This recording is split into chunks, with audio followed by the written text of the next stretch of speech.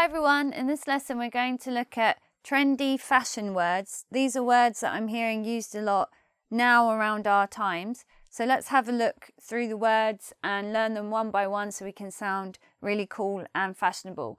Let's start with on point. If something is on point, it means perfect. It looks so good. What you're wearing today, that dress, your dress is on point. It's so fashionable. It's so hot right now. Very similar meaning to something being on trend. If we think about the word trendy, it means fashionable, but to say something's trendy isn't fashionable enough anymore. We have to change it and say on trend. We could also change it and say bang on trend. If it's bang on trend, it's even more now happening right this minute. Next, if we're talking about makeup, when I was younger, we used to talk about wearing lipstick or wearing red lipstick or a pink lipstick, but now, instead of saying the word lipstick, it's described as I'm wearing a red lip today.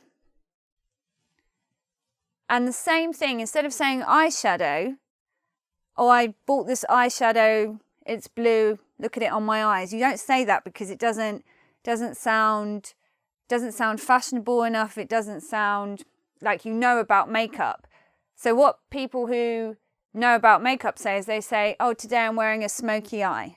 I'm not wearing a smoky eye. I haven't got anything on. But a smoky eye is when the eyeshadow looks grey or dark, and it's most often worn at night when you're going out.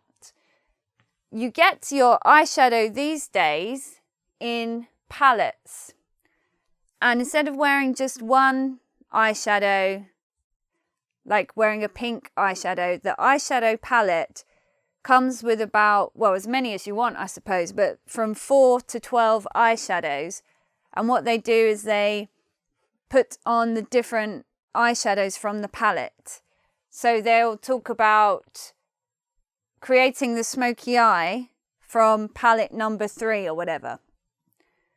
Next is a makeup term that's been around for a few years. This makeup term came from when the Kardashians got famous, because the kind of makeup Kim Kardashian would use was a kind of makeup that shades her face to give it a certain, to make it look like there's more shadow on the face, and a more dramatic kind of foundation, which is done with different brushes, is a kind of makeup technique called contouring. Apparently it's a makeup technique that's been around for ages, but before drag queens used to use it. Men who were still men, but dressed up as women, mostly for performance and being in shows and things like that. So it originally comes from there.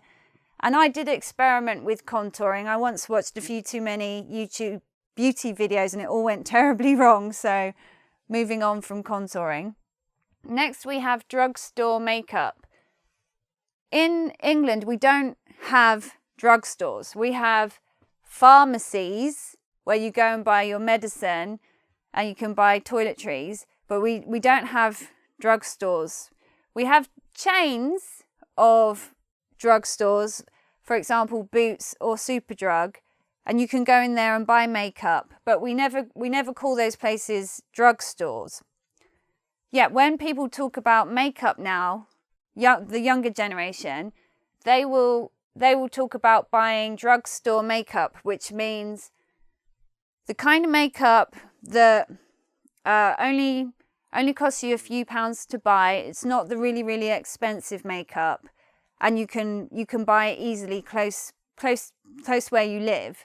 So drugstore makeup is the kind of makeup you can do that doesn't cost you so much money as the really expensive brands. So that's an American term, but it's being used a lot here now in England. The next 2 terms are about hair. These are newer fashionable techniques for dyeing your hair. And the 2 words come from French. In the English pronunciation, we'd say balayage. If your hair is balayaged, or the adjective, if your hair is balayaged, then it means in the salon it took you many hours and it cost you a lot of money for the hairdresser or the colorist to paint on highlights onto your hair very gently, very slowly, and it comes out in the end looking like a natural sun-kissed kind of hair, like you've just come back from holiday and you've been in the sun for a few weeks. So that's a trendy thing that people are doing now.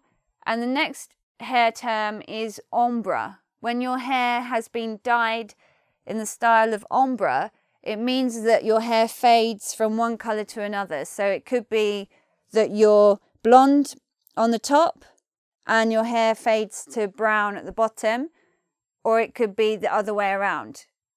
So it's light to dark or dark to light for that kind of hair technique. Now we have a lookbook. A lookbook is something that a YouTuber or a fashion blogger would put together to show their audience of all the different outfits they're wearing Monday, Tuesday, Wednesday, Thursday, Friday. Or they'd put the lookbook together to show all the outfits that they like to wear for spring. It can be any theme, but instead of how when you would buy a magazine and a fashion magazine and look through it and there would be a theme of the outfits that comes from that magazine and everything that the editors decided and did all themselves in a big team. A lookbook is something that a person with an interest in fashion who has their own YouTube channel or blog puts together themselves. So you can watch their lookbook and get inspiration about what to wear from it. Next, when somebody says, this is my go-to lip balm, or this is my go-to mascara, that means that it's their favorite one, the one they like to use the most, or the one that they use most often. So it's a fashion vlogger kind of word, a beauty vlogger kind of word, and instead of saying, this is my favorite mascara, they'll say, this is my go-to mascara. Next, we've got haul.